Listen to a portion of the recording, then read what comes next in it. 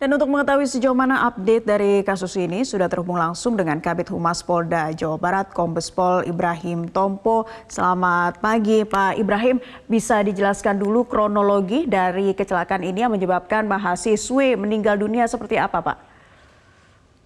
Selamat pagi, Mbak Naila. Jadi terkait dengan proses kasus kecelakaan lalu lintas yang melibatkan mobil Audi warna hitam ini, pihak kepolisian dalam hal ini penyidik dari Ditlantas juga bergabung dengan penyidik dari Polres Cianjur melakukan pendalaman terkait dengan kecelakaan dengan memeriksa beberapa kendaraan. Karena memang pada saat awal kejadian ini sempat ada beberapa polemik yang menimbulkan isu-isu bahwa kendaraan yang dicurigai menabrak ini juga termasuk kendaraan polisi. Sehingga kita melakukan pemeriksaan termasuk rombongan polisi yang melintas berbarengan atau hampir berbarengan dengan kendaraan Audi saat terjadi kecelakaan. Namun dari hasil pemeriksaan kendaraan tersebut, akhirnya disimpulkan bahwa kendaraan Audi lah yang menabrak. Ini berdasarkan hasil pemeriksaan yang didasari juga dari keterangan-keterangan dan juga kita menggunakan metode scientific investigation dengan menggunakan Inavis dan juga TAA. Inavis ini kita gunakan untuk memeriksa kendaraannya, di mana kita temukan ada bekas sobekan di bemper depan bawah, kemudian ada bekas gesekan di bagian bawah dari kendaraan tersebut. Ini menunjukkan memang ada suatu gesekan terjadi di kendaraan. Kemudian dari keterangan-keterangan yang ada, juga beberapa keterangan menyaksikan bahwa kendaraan Audi lah yang menabrak. Nah, di mana 9 keterangan yang kita peroleh ini juga semua mengacu pada kendaraan Audi tersebut. Ada yang menerangkan bahwa mendengar suara tubrukan pada saat kendaraan Audi itu menabrak dan melindas. Kemudian ada juga yang sempat melihat bagaimana kendaraan Audi ini menepi. Kemudian juga dari saksi kunci yang berada di atas mobil ini juga sempat kita jadikan saksi 2 orang. Juga sempat merasakan adanya getaran dan juga sempat merasakan ada suara tumbukan atau suara tabrakan. Jadi dari keterangan-keterangan ini akhirnya persesuaiannya dengan pola TKP dan juga pemeriksaan Inavis akhirnya memang betul merujuk pada kendaraan Audi hitam tersebut. Nah, dari kendaraan Audi hitam yang ditetapkan ini akhirnya kita tetapkanlah tersangkanya atas nama Sugeng sebagai pengemudinya. Iya. Pak Ibrahim, jadi sampai saat ini ada berapa saksi totalnya yang sudah diperiksa dan apakah ada keterangan terbarunya?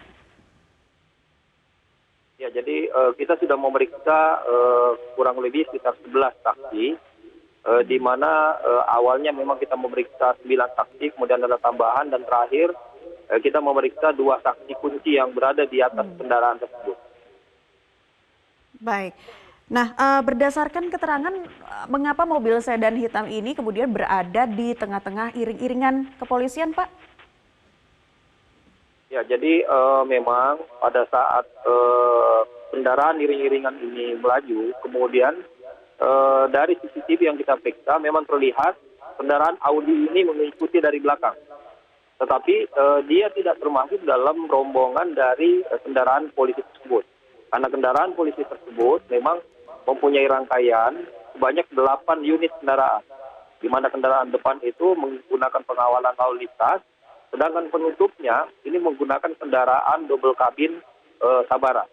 Jadi memang rangkaiannya sudah tertutup dan mobil Audi ini berada di belakang rangkaian kendaraan tersebut.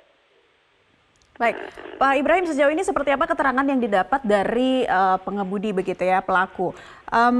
Apa keterangan terkini, dan dia kan sempat menjadi DPO ya Pak ya, dan kemudian akhirnya menyerahkan diri. Seperti apa informasi terkini yang didapatkan?